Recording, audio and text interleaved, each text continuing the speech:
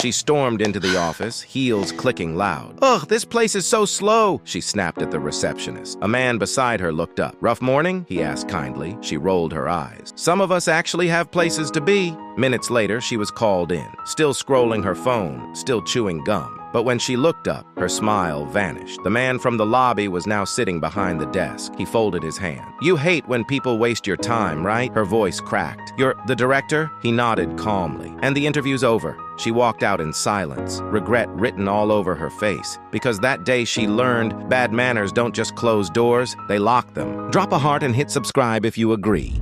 She laughed when he slipped in the mud, but she didn't know life was listening. He tripped and fell one rainy morning, his packages scattered everywhere, and people just stared, except one woman. She burst out laughing and even took a photo. The man picked up his boxes quietly, his clothes soaked, and said, "It's okay. One day you'll understand." Months later, the same woman's car broke down in the middle of a storm. No one stopped to help, except one man on a bike. He parked, took off his raincoat, and said, "You might get wet. Let me help." Her heart sank. It was the same man she had laughed at. He smiled and fixed her tire without saying a word. When she tried to thank him, he simply said, "Don't worry, I've learned. Kindness is free." That night, she deleted the old photo and whispered, "I finally understand. Never laugh at someone's fall. Life has a way of turning the tables. Drop a heart if you agree."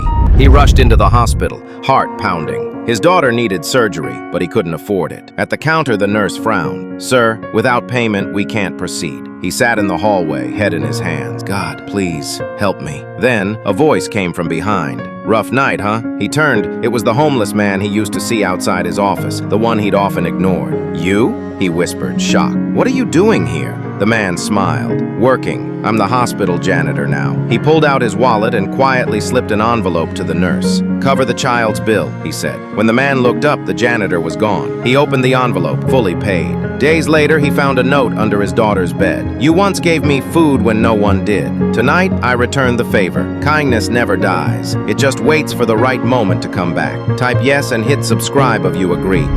The man laughed every morning as he drove past his neighbor watering his little garden.